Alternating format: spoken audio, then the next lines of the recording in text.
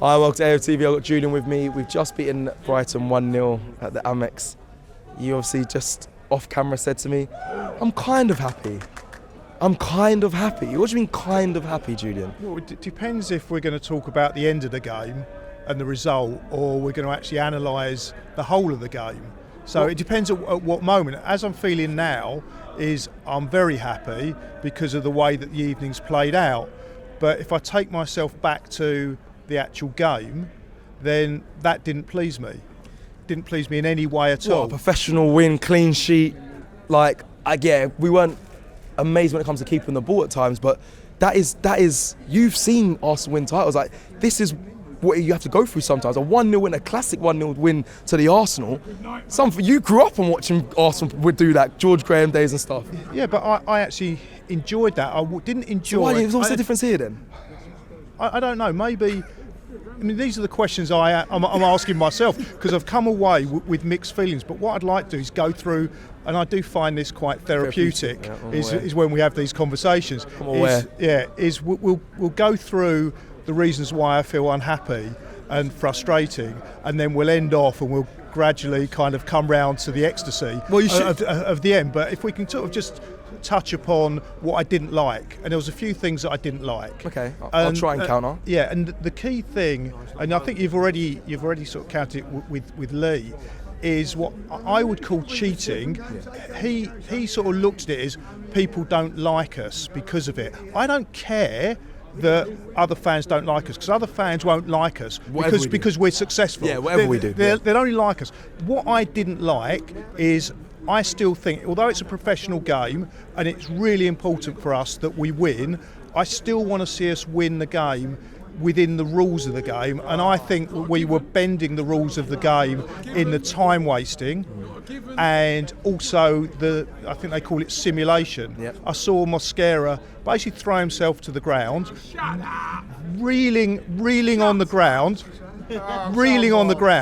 and within seconds, when he realised he wasn't getting the free kick, he jumped up. Now, you can say, and you've called it to, because I've seen you play the game in the same way. Yeah, so I as part of the game now, I do the same thing. But also, Mosquera got booked early on for nonsense. So, that's a frustrating point. You're going to Mosquera, but I'm looking at the referees who's made it unfair by booking him so early on. So sometimes if I'm a player and I've been booked so early on for my first chance, I'm like, okay, he's giving things very easy, very lightly. So that's probably why he's thinking, well, if I've got booked, I'm going to do the same.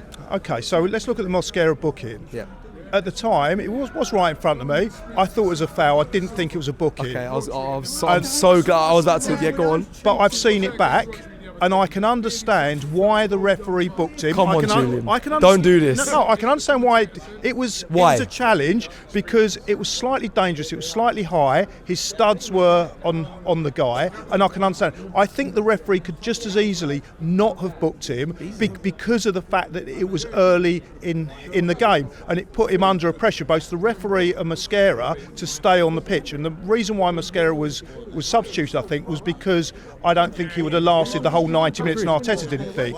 But within the rules of the game, it doesn't matter whether it's in the first minute or the last minute. I could see why that was a booking. It wasn't ridiculous booking. It was because it wasn't going anywhere. It wasn't like he was countering anything. Like it was the first. But that's not part of the rules, Cecil. No, but there's always leniency on the first couple minutes of the game. You wouldn't book unless you're setting a precedent that every challenge is going to be booked at that level, and it never was that. Yeah, but you're talking about the practical application of the rules, and I'm talking about the rules. Now, the rules are that I could understand why he got booked. It was on the borderline, but it wasn't a ridiculous decision. Well, Brighton players did similar things throughout the whole game, and they didn't get booked. Yeah, and that's the rule. So where's the rules of the game then? No, the referee got it wrong.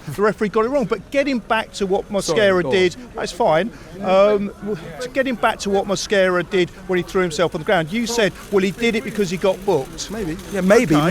If I was a player and I'm seeing the refs giving challenges lightly and yellow cards lightly, then I'm gonna play to that as well. Okay, so is simulation a bookable offence?